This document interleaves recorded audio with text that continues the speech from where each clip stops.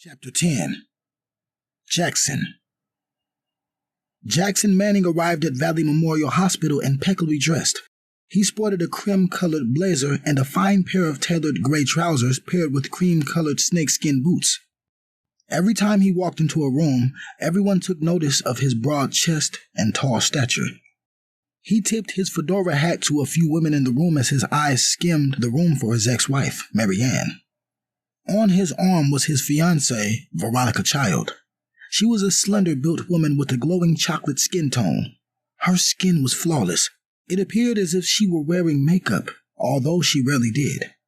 Veronica always dressed in the latest and most fashionable designer clothes from head to toe. Today, that was comprised of a white mink coat, a black-fitted Dolce & Gabbana dress that hugged her in just the right places, and 3-inch heels. Her long jet black hair hung down her back in loose curls. She smacked on chewing gum and ran her hand over her yellow diamond amulet necklace, almost as if she were silently boasting. Jackson took the umbrella that was covering both of them and placed it in the corner by the vending machine for it to dry. Veronica placed her hand on her barely pregnant stomach and clung to Jackson's left arm like white on rice. Every few seconds, she fanned herself as if she were hot to make sure that everyone got a glimpse of her new 3-carat diamond engagement ring. Jackson found Mary Ann sitting in the corner filling out paperwork. He rushed toward her. Veronica followed not too far behind him. Jackson lightly tapped her shoulder, and when Mary Ann saw him, she was overwhelmed with emotion and hugged him at once. Jackson, not wanting to be rude, hugged her but quickly stepped away. "How's Maura?" Jackson asked. "I haven't received an update, but she was bleeding pretty bad." Mary Ann stopped in mid-sentence when she saw Veronica. Jackson knew by the scowl on Mary Ann's face as she noticed Veronica's presence that he needed to act fast. He stood up and whispered something in Veronica's ear. Veronica pushed her gold bangles up her arm and folded her hands across her perky breast. She pouted her lips and analyzed Mary Ann's appearance. Her homely attire and horrible fashion bothered her.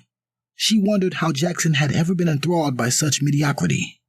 Veronica turned her back toward Mary Ann and headed to the coffee stand. She swung her hips, twirled her hair, and mumbled something under her breath. Once Veronica was out of view, Mary Ann turned toward Jackson. "Why did you bring her here after I specifically asked you not to?" Mary Ann questioned. Jackson stepped closer toward Mary Ann. He brought the volume of his thick southern accent down to a whisper. "Mary Ann, we have discussed this. She has a right to be here," Jackson responded. "Your whore needs to go. I can't deal with her unwelcomed judgment and focus on the health of my daughter at the same time." "Veronica is my fiancée and soon-to-be wife. Make peace with this, Mary Ann," replied Jackson. Mary Ann rose from out of her seat and stared Jackson straight in the eye. "No, she's the slut you cheated on me with, which resulted in the dissolution of our marriage." Mary Ann put her hand against her head, then stumbled to the left. Jackson caught her before she fell. He slowly helped her regain her balance by placing one of his strong, masculine hands on the small of her back. For a split second, they both gazed into each other's eyes until a slight drop of blood broke Jackson's attention on Mary Ann's forehead. "What happened to you? Are you okay?" Jackson asked. "I'm fine. I just fell down the steps trying to get to Maura in time," Mary Ann replied. "You fell down the stairs?" Jackson questioned.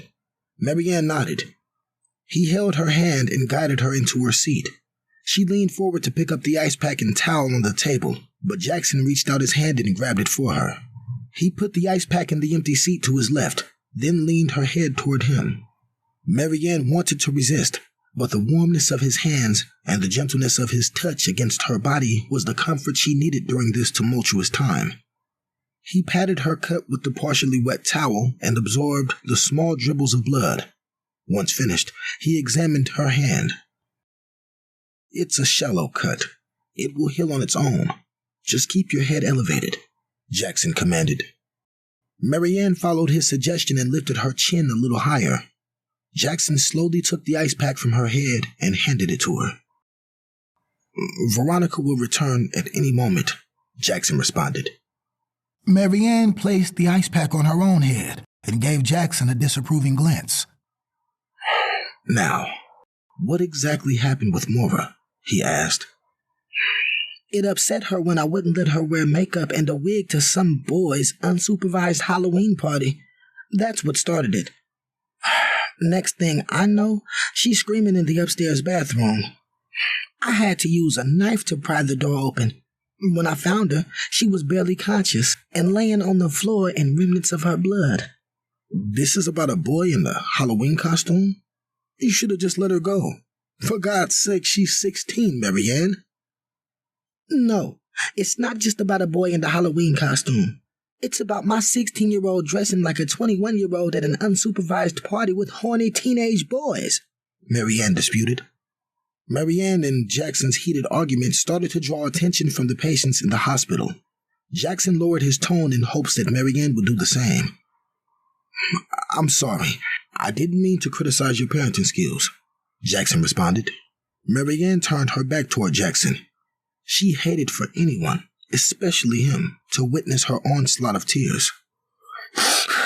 "I drove her to the hospital and called you as soon as I arrived."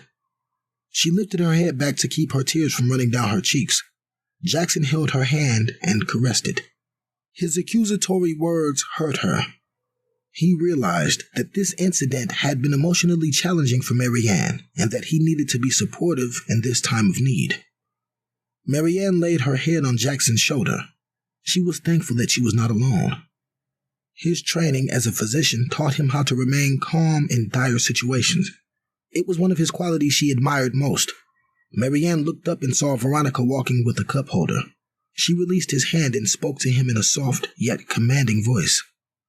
"Tell Veronica to leave," she instructed. "She was with me when you called." "Miss America can sit her prissy ass in the car," Marianne countered. Jackson was about to speak, but Veronica had now returned with 3 cups of coffee. She stood there silently and tapped her foot against the floor while she stared at the both of them. Once the hint registered, Jackson jumped up and removed the coffee from Veronica's hands. She leaned her head to the left, and he kissed her on the cheek. Marianne held her anger inside and kindly accepted her coffee from Jackson. "Did you happen to grab any cream or sugar?" she asked. "I'm sorry. I didn't think someone of your size would want to overindulge in empty calories. Have you tried it black?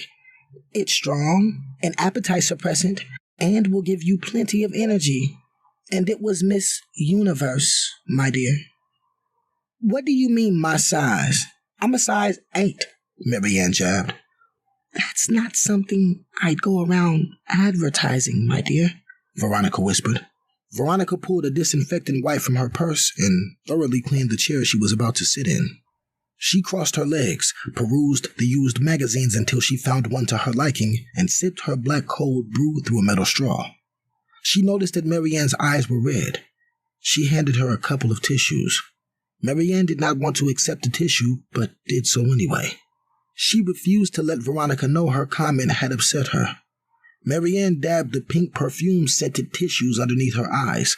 Veronica leaned forward and placed her hand on Marianne's knee. "I can't have you sitting in my company with those puffy red eyes. Pull yourself together, my dear. You've garnered quite the audience. Now, how is our daughter, Mora?" questioned Veronica. Marianne moved her knee from under Veronica's hand, which caused Veronica's coffee to spill all over her dress. Veronica gripped the chair to keep herself from falling face down to the floor. Marianne let out a light chuckle. "Karma's a bitch, isn't she?" Marianne asked. Veronica took out a white linen cloth from her purse and dabbed at the spilled coffee on her dress. "Dresses are replaceable, but husbands are not," she replied. She turned toward Jackson and placed both of her hands against his face and pressed her ruby-red lips against his. Jackson wanted to resist, but always found it difficult to withstand Veronica's charm. He returned the kiss, then quickly grabbed Veronica's hands from off of his face and escorted her toward the other side of the waiting room. He could sense the tension between the two ladies escalating and wanted to put a stop to it before they became more of a spectacle than they already were. Marianne turned away so she would not have to witness the man she still loved kiss another woman. Jackson mouthed that he was sorry to Marianne, picked up the umbrella by the side of the vending machine, and walked Veronica out of the hospital. A few moments later, a pudgy fellow with a thick mustache and vanilla-hued skin walked in the waiting room holding a metal clipboard in his hand. He examined the now semi-crowded room before calling the next name on the list. "Marianne Manning?" he called. Marianne stood up and waved her hand and walked in his direction. When he spotted her, he walked toward her and met her in front of the receptionist's desk.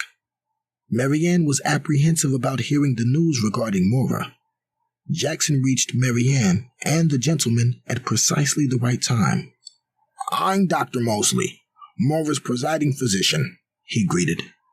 "I'm Dr. Manning," Jackson responded. "How's Maura?" Marianne asked. "She's in stable condition, but we had to do an emergency blood transfusion." Marianne put both of her hands over her mouth. Jackson placed his arm around Marianne's waist and brought her closer. "I am concerned about her injuries, especially the cuts and lacerations on her arms and legs." "Lacerations?" Jackson questioned. "Does Maura have any history of harming herself?" "No, she's never harmed herself," Marianne responded. "Have you been physical with her?" Dr. Mosley continued.